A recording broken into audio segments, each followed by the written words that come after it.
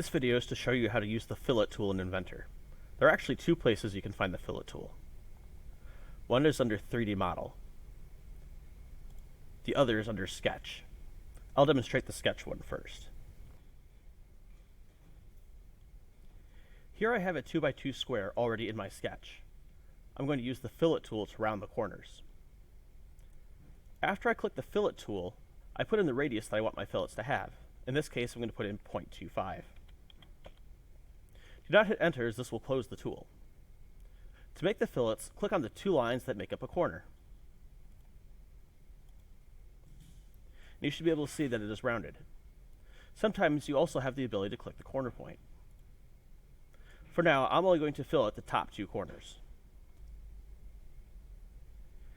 Here you can see that I have extruded my previous sketch.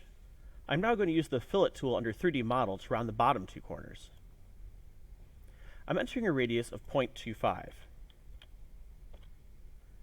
I can then click the edge of the two corners that I want to apply the fillet to.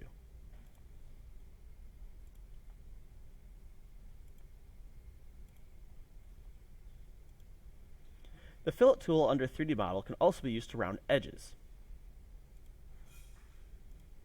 Here I'm entering a radius of 0.025 and clicking the remaining edges.